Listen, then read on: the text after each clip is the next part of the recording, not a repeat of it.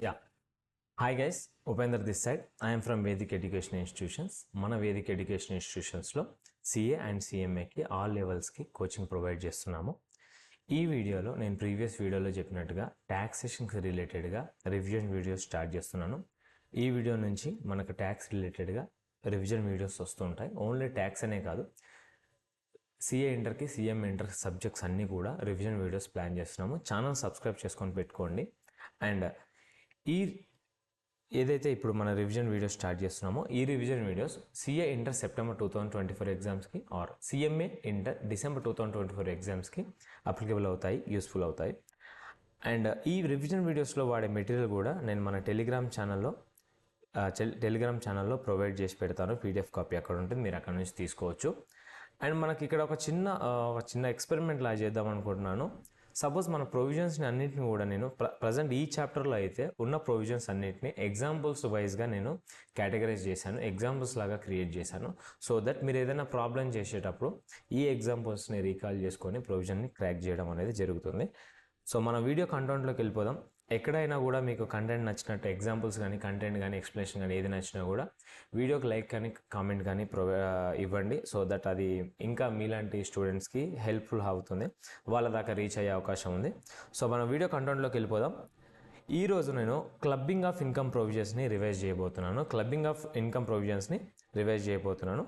In 3, 2, 1. జనరల్గా ఒక assessee total ఇన్కమ్లో తను ప్రీవియస్ ఇయర్లో ఎర్న్ చేసిన ఇన్కమ్ మీద తను టోటల్ ఇన్కమ్ క్యాలిక్యులేట్ చేసుకొని దాని మీద ట్యాక్స్ పే చేస్తాడు, జనరల్ పాయింట్.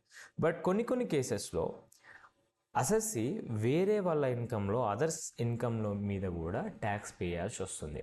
దీనికే వాళ్ళ ఇన్కమ్ని తీసుకొచ్చి ఈ అసెస్సీ ఇన్కంలో క్లబ్ చేస్తారు. సో ఆ అసెస్సీ ఇన్కంలో క్లబ్ చేయడానికి ఉన్న ప్రొవిజన్స్ ఏంటి అంటే సెక్షన్ 60 నుంచి సెక్షన్ 64 వరకు ఇన్కమ్ ట్యాక్స్లో ప్రొవైడ్ చేస్తారు.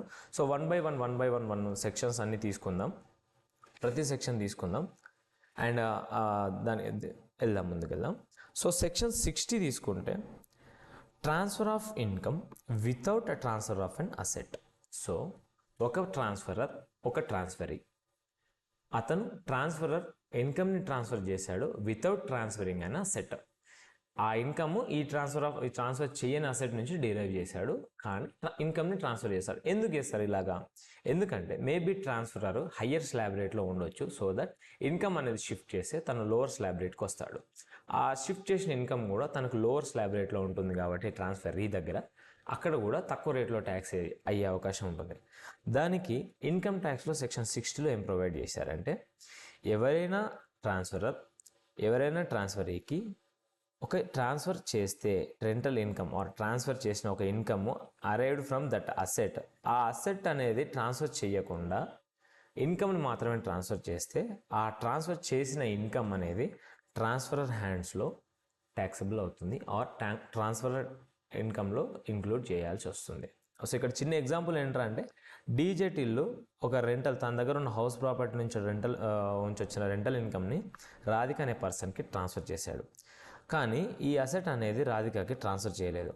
సో రెంటల్ ఇన్కమ్ అనేది 5 lakhs అనుకుంటే ఈ 5 lakhsని మనం డీజెట్ ఇల్లు హ్యాండ్స్లో ఇంక్లూడ్ చేయాలి అనేది ప్రొవిజన్. అయితే ఇక్కడ ఇర్రివోకబుల్లా అనే ఆప్షను, ఇప్పుడు suppose total income is revocable or irrevocable అనే పాయింట్ ఇమ్మీడియట్లీ ఈ కేసులో అనేది మనం చూసుకోవాలి.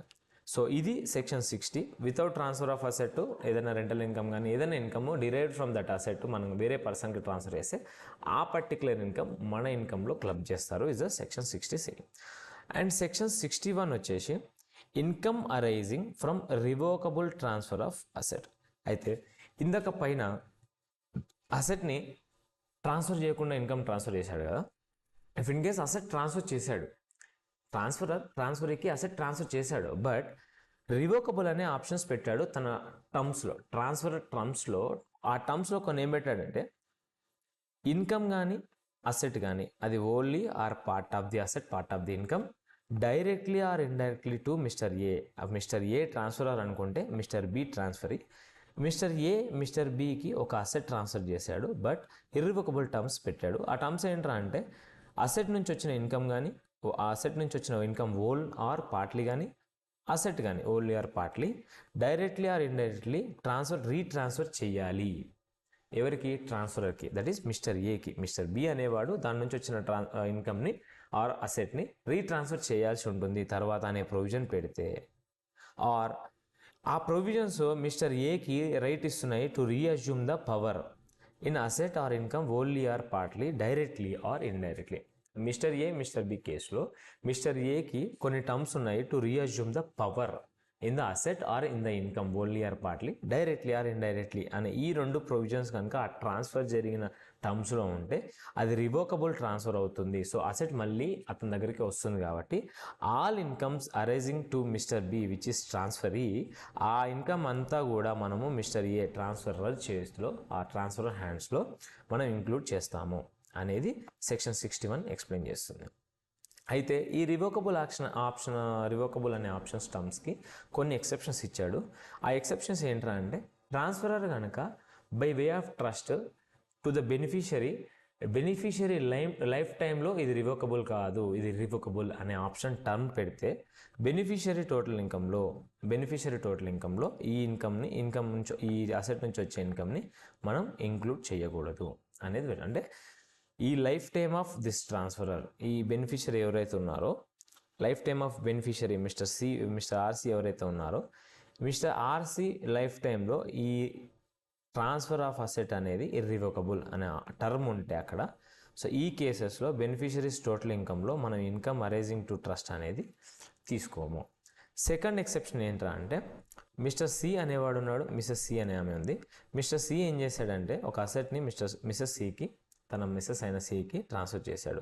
కానీ అక్కడ ప్రొవిజన్స్ ఏమున్నాయంటే, ఈ ట్రాన్స్ఫరు ఇర్రివోకబుల్లే till lifetime of transfer. ఈ మిస్సెస్ సి తన వైఫ్ ఎవరైతే ఉన్నారో తన వైఫ్కి ఒక అసెట్ ట్రాన్స్ఫర్ చేశాడు, బట్ తన వైఫ్ ఉన్నంత వరకు కూడా ఇది అనేది ఇర్రివోకబుల్ అనే టర్మ్ అనేది అక్కడ ఇంక్లూడ్ చేశాడు. సో ఈ టర్మ్స్లో కూడా ట్రాన్స్ఫర్, ఈ కేసులో income arising to missus C that is transfer shall not be included in the transferor's total income.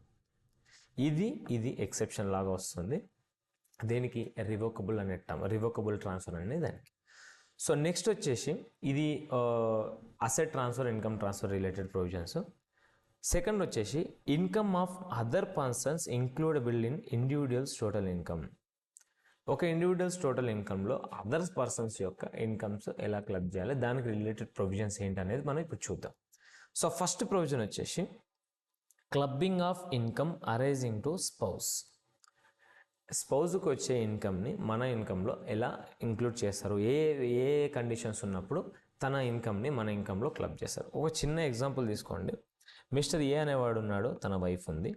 Mister ఏకి ఒక ఫేమస్ కంపెనీ ఉంది. ఈ ఫేమస్ కంపెనీ ఏం చేస్తుందంటే మిస్సెస్ ఏకి, తన వైఫ్కి, మిస్టర్ ఏ వాళ్ళ వైఫ్కి శాలరీ ఇస్తుంది, కమిషన్ ఇస్తుంది, free or other form of ఒక రెమ్యునరేషన్ అనేది ప్రొవైడ్ చేస్తుంది మిస్సెస్ ఏకి. అయితే ఈ మిస్టర్ ఏ అనేవాడికి ఈ ఫేమస్ కంపెనీలో ఒక సబ్స్టాన్షియల్ ఇంట్రెస్ట్ ఉంది. మిస్టర్ ఏ అనేవాడికి ఆ ఫేమస్ కంపెనీలో సబ్స్టాన్షియల్ ఇంట్రెస్ట్ అనేది ఉంది. ఆ సబ్స్టాన్షియల్ ఇంట్రెస్ట్ అనేది ఏంట్రా అంటే, ఈ ఫేమస్ కంపెనీ కనుక ఒక కంపెనీ అయితే ఈక్విటీ షేర్స్లో greater than or equal to 20% voting power ఉంది మిస్టర్ ఏకి కానీ, or mister A and one or more of the relatives.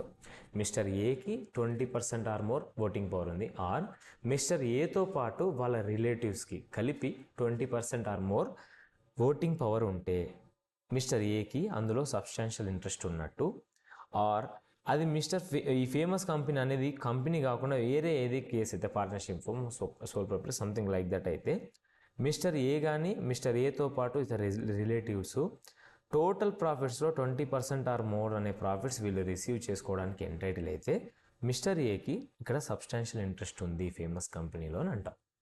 సరే, ఇప్పుడు మిస్టర్ ఏకి సబ్స్టాన్షియల్ ఇంట్రెస్ట్ ఉంది ఫేమస్ కంపెనీలో. అయితే ఈ ఫేమస్ కంపెనీ ఇచ్చే salary, in commission, fee or other form of remuneration అనేది కూడా మిస్టర్ ఏ హ్యాండ్స్లో మనం క్లబ్ చేయాల్సి ఉంటుంది. అది మిస్సెస్ ఏ తన వైఫ్ హ్యాండ్స్లో అవ్వదు, మిస్టర్ ఏ హ్యాండ్స్లో అవుతుంది అనేది provision, clubbing of income arising to spouse.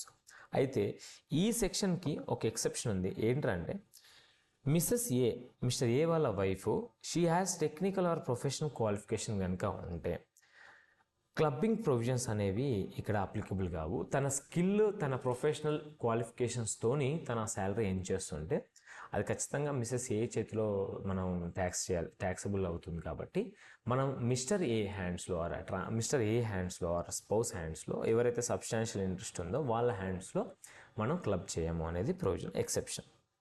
అయితే మిస్టర్ ఏను మిసెస్ ఏ తన వైఫ్ తనకి ఇద్దరికి కూడా సబ్స్టాన్షియల్ ఇంట్రెస్ట్ ఉంది ఇన్ ఫేమస్ కంపెనీలో, and they both are earning salary, commission, fee or any form of remuneration అనుకుంటే ఎవరి హ్యాండ్స్లో ఎవరి ఇన్కమ్ అనేది క్లబ్ చేయాలి అనేది ప్రొవిజన్. అయితే ఇక్కడ ఎవరి ఇన్కమ్ అయితే ఎక్కువ ఉంటుందో before adding that remuneration, salary, fees or anything, ఆ ఫీజు రెమ్యునేషన్ అది అనేది యాడ్ చేయకముందుకు ఎవరి ఇన్కమ్ అయితే ఎక్కువ ఉంటుందో వాళ్ళ ఇన్కంలో ఆ salary remuneration of that spouse అనేది ఇంక్లూడ్ చేయాలి. ఎందుకంటే ఇతను తీసుకున్న శాలరీ ఎనీవే దీంట్లో ఉంటుంది.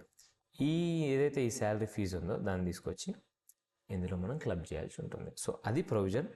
Both mister A and missus A ఇద్దరు కూడా, బోత్ స్పౌస్ అనేవాళ్ళు ఆ కంపెనీలో సబ్స్టాన్షియల్ ఇంట్రెస్ట్ ఉంటే ఏంట్రా అనేది. సో ఇక్కడ clubbing will be in hands of mister A who has higher income without salary from the famous company. Salary or fees or other form of remuneration అనేది add చేయముందుకు ఇక్కడ ఇతనిది ఎక్కువ ఉంది కాబట్టి ఎవరి ఇన్కమ్ ఎక్కువ ఉంటే వాళ్ళ దాంట్లో వేరే వాళ్ళ శాలరీ క్లబ్ చేయాలి కాబట్టి ఇది చేస్తాం. సో ఇది ఒక పాయింట్. ఇందులో సెకండ్ పాయింట్ ఎప్పుడు వస్తుంది? ఒకటి ఈ కేసులో వస్తుంది స్పౌస్లో. ఇంకో కేసు స్పౌస్ రిలేటెడ్ ఎప్పుడు వస్తుంది అంటే, ఒక చిన్న ఎగ్జాంపుల్ తీసుకుంటాను. మిస్టర్ బి అనేవాడు ఉన్నాడు, తను ఒక బిల్డింగ్ని ట్రాన్స్ఫర్ చేశాడు మిస్టర్ ఏకి కానీ ఆర్ అసోసియేషన్ ఆఫ్ పర్సన్స్ కానీ. మిస్టర్ ఏకి కానీ అసోసియేషన్ ఆఫ్ పర్సన్స్ కానీ ఒక బిల్డింగ్ని, ఒక ప్యాలెస్ని వాళ్ళకి ఇచ్చేసాడు, ట్రాన్స్ఫర్ చేశాడు. అయితే ట్రాన్స్ఫర్ చేసింది ఒక అడిక్వేట్ కన్సిడరేషన్స్తో చేస్తే బాగానే ఉండేది, కానీ వితౌట్ అడిక్వేట్ కన్సిడరేషన్గా అతనికి ఆ అసోసియేషన్ ఆఫ్ పర్సన్స్కి ఆర్ మిస్టర్ ఒక పర్సన్కి ట్రాన్స్ఫర్ చేశాడు. అయితే all incomes arising from such palace or such asset to persons mister A or mister AOP, ఎవరైతే ఈ ప్యాలెస్ వల్ల ఈ ప్యాలెస్ నుంచి వచ్చిన ఇన్కమ్ అరైజ్ అవుతారో, to extend such income used by mister A or mister AOP for immediate benefit of transferor's spouse అనుకో, ఆ spouse ఇన్కమ్ని మనం ట్రాన్స్ఫర్ ఎవరైతే ఉన్నారో వాళ్ళ ఇన్కంలో మనం ఇంక్లూడ్ చేస్తాం. ఈ ఎగ్జాంపుల్ చూడండి, మిస్టర్ బి మిస్టర్ ఏకి ఒక అసెట్ ట్రాన్స్ఫర్ చేశాడు, అది కూడా వితౌట్ అడిక్వేట్ కన్సిడరేషన్ లేకుండా ట్రాన్స్ఫర్ చేశారు. అయితే ఈ ప్యాలెస్ నుంచి ఒక ఇన్కమ్ వస్తుంది కదా, కొంత ఇన్కమ్ వస్తుంది కదా, ఈ ట్రాన్స్ఫర్ ఆఫ్ బిల్డింగో ఏదో అనుకుంటే అది ఇన్కమ్ వస్తుంది కదా, ఈ ఇన్కమ్ నుంచి ఎంతైతే ఎక్స్టెంట్ ఆఫ్ ఇన్కమ్ వీళ్ళు immediate benefit of this B's స్పౌస్కి, మనం immediate benefit of this transfer of spouse ఎవరైతే మిస్టర్స్ బి ఉన్నారో వాళ్ళ కోసం కనుక యూజ్ చేస్తే ఆ ఇన్కమ్, ఆ extent of income mister B హ్యాండ్స్లో మనం ఇంక్లూడ్ చేయాలి అనమాట. ఒక చిన్న ఎగ్జాంపుల్, దీంట్లో ఒక న్యూమరికల్ ఎగ్జాంపుల్ తీసుకుందాం. న్యూమరికల్ ఎగ్జాంపుల్ ఏంటంటే, మిస్టర్ బి 5 lakhs ఉన్న అపార్ట్మెంట్ని తను 2 lakhsకే ట్రాన్స్ఫర్ చేశాడు. ఎవరికి? మిస్టర్ ఏకి ఆర్ అసోసియేషన్ ఆఫ్ పర్సన్కి.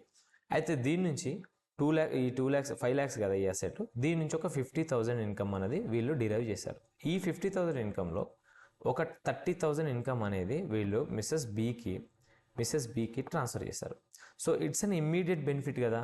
సో ఈ 30,000 ఏదైతే ట్రాన్స్ఫర్ చేశారో out of 50,000, it will be included in the income of mister B అనేది ప్రొవిజన్. సో ఇది clubbing of income related to spouse. అయితే ఇంకొక ప్రొవిజన్ ఏంటి?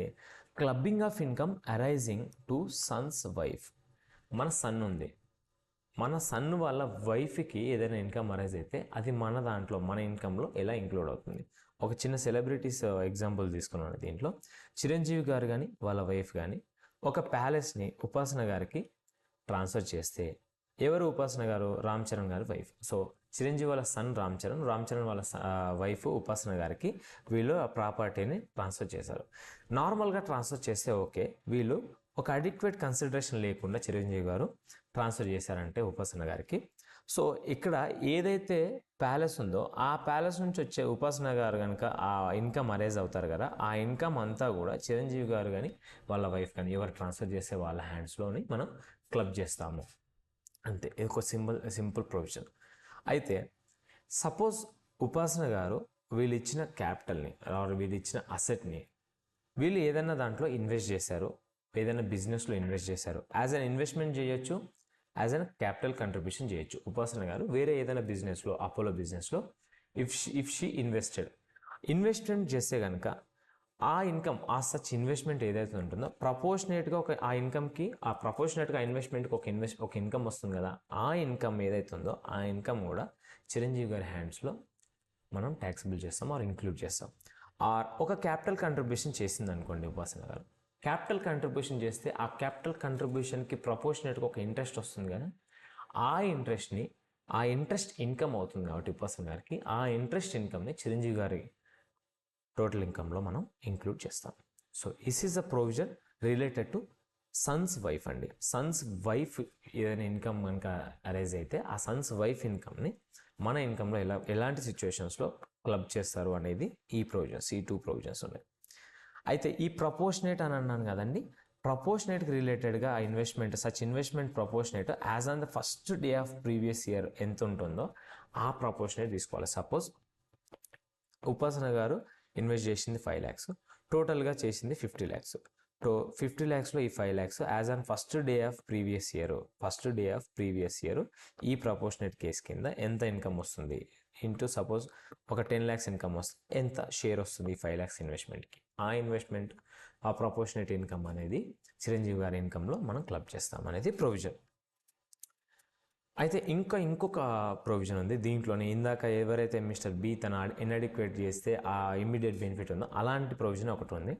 చిరంజీవి గారు కనుక తన దగ్గర ఉన్న ఆ బిల్డింగ్ని కానీ ట్రాన్స్ఫర్ చేస్తే, అది ప్యాలెస్ ఒకటి ట్రాన్స్ఫర్ చేస్తే మిస్టర్ ఏకి కానీ ఆర్ అసోసియేషన్ ఆఫ్ పర్సన్స్ కానీ or mister any individual persons కానీ ట్రాన్స్ఫర్ చేస్తే all incomes arising from that property, if that extent of such income used by Mr. A or AOP for immediate benefit of transferor's son's wife, ఉపాసన గారి immediate benefit కోసం కనుక వీళ్ళు ఒక ఇన్కమ్ని use చేస్తే ఆ పర్టికులర్ ఇన్కమ్ ఇమ్మీడియట్ బెనిఫిట్ తన ఉపాసన గారికి చేసిన పర్టికులర్ ఇన్కమ్ అనేది చిరంజీవి గారి టోటల్ ఇన్కమ్లో ఇంక్లూడ్ చేస్తారనేది ప్రొవిజన్. ఈ ప్రొవిజన్ మీరు స్లోగా ఎక్కించుకుంటే మంచి ప్రొవిజన్. ఇది కంటెంట్ అనేది ఇక్కడ నుంచి ఇట్లాంటి టైప్ ఆఫ్ ట్రిక్కీ క్వశ్చన్స్ నుంచి MCQs అడిగే అవకాశం ఉంది మేబీ. సో ఇది clubbing of other persons income like spouse కానీ సన్స్ వైఫ్ కానీ కోడలు మన తెలుగు భాషలో. ఇప్పుడు క్లబ్బింగ్ ఆఫ్ మైనర్స్ ఇన్కమ్ తీసుకుందాం. సో మన చైల్డ్ ఇన్కమ్ అనుకోవచ్చు. జనరల్గా all minors income to be included in the parents income అండి. మైనర్స్ ఇన్కమ్స్ అన్నీ కూడా పేరెంట్స్ ఇన్కమ్లో మనం క్లబ్ చేస్తాం. అయితే ఇక్కడ ఒక చిన్న పని, ఏ పేరెంట్ మదర్ ఉంటారు, ఫాదర్ ఉంటారు, ఏ పేరెంట్ ఇన్కమ్లో మనం క్లబ్ చేయాలి అనుకుంటే ఈ మైనర్స్ ఇన్కమ్ యాడ్ చేయకుండా ఎవరి గ్రాస్ టోటల్ ఇన్కమ్ ఏదో హయ్యర్ ఉంటుందో ఆ హయ్యర్ ఉన్న వాళ్ళ పేరెంట్ ఇన్కమ్లో ఈ మైనర్స్ ఇన్కమ్ అనేది యాడ్ చేయాలి. సో ఇక్కడ 20,000 క్రాస్ చేశాను కదా, ఎందుకంటే తనకి 4 lakhs ఉంది, వాళ్ళ డాడీకి 5 lakhs ఉంది. సో 5 lakhs తన ఎక్కువ వాళ్ళ డాడీ దాంట్లో ఉంది కాబట్టి వాళ్ళ డాడీ ఇన్కమ్లోకి ట్రాన్స్ఫర్ చేశారు. అయితే ఇక్కడ కొన్ని నోట్ పాయింట్స్ ఉన్నాయి. ఏంటంటే ఇప్పుడు సపోజ్ 2023-24-25 అసెస్మెంట్ ఇయర్లో మనము వాళ్ళ డాడ్ టోటల్ ఇన్కమ్లో క్లబ్ చేసాము మైనర్ చైల్డ్ యొక్క ఇన్కమ్. అయితే సబ్సిక్వెంట్ వచ్చే అన్ని ఇయర్స్లో కూడా వాళ్ళ డాడ్ పేరెంట్ వాళ్ళ ఇన్కమ్లోనే ఇంక్లూడ్ చేయాలి అనేది ఒక ప్రొవిజన్. అయితే అలా జరగకూడదు, బట్ వాళ్ళ పేరెంట్ మదర్ అండ్ ఫాదర్ విడిపోతే ఏంటి పరిస్థితి అంటే ఎవరైతే ఆ చిల్డ్రన్ మెయింటెనెన్స్ చూసుకుంటారో ఆ మెయింటెనెన్స్ చూసుకునే పేరెంట్ వాళ్ళ ఇన్కమ్లో ఆ ఇన్కమ్ అనేది మనం క్లబ్ చేయాలి. ఆ మైనర్ మెయింటెనెన్స్ ఎవరైతే చూసుకుంటారు కదా యాజ్ పర్ కోర్ట్లా, వాళ్ళ మెయింటెనెన్స్ చేసుకునే వాళ్ళు ఎవరైతే ఉంటారో వాళ్ళ ఇన్కమ్లో మనం క్లోజ్ చేయాలి. బట్ అయితే ఇక్కడ ఒక చిన్న ఎక్సెప్షన్స్ లాగా తీసుకోవచ్చు. ఏంటంటే ఈ మైనర్ గడు తన income out of manual work కానీ ఎనీ యాక్టివిటీ ఇన్వాల్వింగ్ ఈ skill or specialised knowledge or experience ద్వారా వస్తే అది మైనర్ ఇన్కమ్లో క్లబ్ చేయాలి, కానీ వాళ్ళ పేరెంట్ ఇన్కమ్లో క్లబ్ చేయకూడదు అనేది ప్రొవిజన్. ఇది ఒక స్మాల్ ప్రొవిజన్. సెకండ్ ప్రొవిజన్ ఏంటి, మైనర్ చైల్డ్ ఒక 80 అండర్ సెక్షన్ 80 చెప్పిన డిసేబిలిటీస్లో సఫర్ అవుతున్నాడు. అయితే అలా సఫర్ అవుతున్న మైనస్ ఇన్కమ్ ఏదైతే ఉంటుందో ఆ మైనస్ ఇన్కమ్ని ఎవరి ఇన్కంలో కూడా క్లబ్ చేయకూడదు. తన ఇన్కమ్ తన హ్యాండ్స్లోనే అది ట్యాక్సిబుల్ అవుతుంది అనేది గుర్తుపెట్టుకోవాలి. అయితే ఈ ప్రొవిజన్స్ అనేవి మైనర్ మ్యారీడ్ డాటర్ కూడా అప్లికబుల్ అవుతాయి. ఏవైతే ఈ ప్రొవిజన్స్ ఉన్నాయో ఈ ప్రొవిజన్స్. అయితే ఎగ్జంప్షన్స్ ఉంది. ఒక ఎగ్జంప్షన్ ఉంటుంది మైనర్ ఇన్కమ్కి రిలేటెడ్గా అండర్ సెక్షన్ 1032 ఉంటుంది. ఏంట్రా అంటే పేరెంట్ ఎవరి హ్యాండ్స్లో టోటల్ ఇన్కంలో ఈ మైనర్ టోటల్ ఇన్కమ్ని మనం క్లబ్ చేస్తున్నాం కదా, వాళ్ళకి 1500 రూపీస్ ఎగ్జంప్షన్స్ వస్తుంది పర్ చైల్డ్. 1500 రూపీస్ ఎగ్జంప్షన్ వస్తుంది. బట్ ఇది ఓన్లీ ఓల్డ్ ట్యాక్స్ రిజిమ్లోనే అవైలబుల్గా ఉంటుంది. డిఫాల్ట్ ట్యాక్స్ రిజిమ్ అయిన న్యూ ట్యాక్స్ రిజిమ్లో ఈ ఎగ్జంప్షన్ అనేది అలౌడ్ లేదు. అయితే నెక్స్ట్ ప్రొవిజన్, దీనికి ఒక కంటెంట్ ప్రొవిజన్ ఏంటంటే మిస్టర్ ఏ కానీ మిస్సెస్ ఏ కానీ, డాడీ కానీ మదర్ కానీ ఫాదర్ కానీ ఒక హౌస్ ప్రాపర్టీని ట్రాన్స్ఫర్ చేశారు. ఒక 2 కేసు తీసుకుందాం. మైనర్ చైల్డ్కి వేశారు ఆర్ మైనర్ మ్యారీడ్ చైల్డ్కి వేశారు. 2 కేసెస్లో ఒక చిన్న కేసు. అయితే కేసు 1 తీసుకుందాం. కేసు 1లో ఏంటి సిచ్యువేషన్ అంటే ఎవరైనా అసెట్ తన హౌస్ ప్రాపర్టీ ఆర్ అసెట్ని ట్రాన్స్ఫర్ చేస్తే ఒక మైనర్ చైల్డ్ అక్కడ నుంచి వచ్చిన దాన్ని కూడా that deemed to be property of mister A or Mrs A. Parent ప్రాపర్టీగా డీమ్డ్ ఓనర్ అనుకుంటాము. సో ఇక్కడ క్లబ్బింగ్ ప్రొవిజన్స్ అనేవి ఎక్స్క్లూడ్ చేస్తాం. క్లబ్బింగ్ ప్రొవిజన్స్ అనేవి అప్లికబుల్ కాదు కాబట్టి ఈ సెక్షన్ 1032లో ఉండే ఎగ్జంప్షన్ 1500 రూపీస్ ఏదైతే ఉందో అది మనం ఇక్కడ తీసుకోకూడదు. ఈ ప్రొవిజన్ అనేది ఇక్కడ will not apply in this case. అదే మైనర్ మ్యారీడ్ డాటర్ కనుక మీరు ఏదైనా హౌస్ ప్రాపర్టీని ట్రాన్స్ఫర్ చేస్తే దాని నుంచి వచ్చే ఇన్కమ్ని మనం క్లబ్ చేస్తాము. బట్ ఈ క్లబ్బింగ్ ప్రొవిజన్స్ అనేవి అప్లికబుల్ అవుతాయి కాబట్టి 1032 సెక్షన్ అనేది వీళ్ళకి అప్లికబుల్ అవుతుంది. సో ఆ 1500 అనే ఏదైతే ఎగ్జంప్షన్ ఉందో 1032లో అది వీళ్ళకి వస్తుంది. అండ్ ఇది కూడా గుర్తుపెట్టుకోవాల్సింది ఏంటంటే ఇది ఓన్లీ ఓల్డ్ ట్యాక్స్ రెజిమ్ చూస్ చేసుకున్న వాళ్ళకి వస్తుంది. డిఫాల్ట్ ట్యాక్స్ రెజిమ్ తీసుకున్న 115 BSC తీసుకున్న వాళ్ళకి ఈ ఎగ్జంప్షన్ అనేది అప్లికబుల్ కాదు అనేది. సో ఇది క్లబ్బింగ్ ప్రొవిజన్కి రిలేటెడ్గా ఎగ్జాంపుల్స్ ద్వారా ఈ ప్రొవిజన్స్ అన్ని ఎక్స్ప్లెయిన్ చేయడానికి ట్రై చేశాను. ఒక్కసారి వీడియో చూస్తూ మీ ముందు ఏదైనా ఏ మెటీరియల్ ఉంటే ఆ మెటీరియల్ ఒకసారి ఆ ప్రొవిజన్ అయిపోగానే ఒకసారి ప్రొవిజన్స్ చదవడానికి ట్రై చేయండి. చాలా ఈజీగా అర్థమవుతుంది. డైరెక్ట్లీ ప్రాబ్లం చేయడానికి వెళ్ళండి, చాలా ఈజీగా కనెక్ట్ అవుతారనేది నేను అనుకుంటున్నాను. So this is it. ఎక్కడైనా ఎక్స్ప్లెనేషన్ వచ్చినా కూడా, ఏదైనా మిస్టేక్స్ ఉన్నా కూడా, ఏదైనా ఎక్స్ప్లెనేషన్ ఇంకా బాగున్నా, ఏదైనా డౌట్స్ ఉన్నా కూడా మీ కామెంట్స్ వైజ్గా ప్రొవైడ్ చేయండి. దానికి నేను రిప్లై ఇవ్వడానికి ట్రై చేస్తాను, ఇంప్రూవ్ చేసుకోవడానికి ట్రై చేస్తాను. So this is it. Thank you for watching this video. Thank you. Signing off, Upender.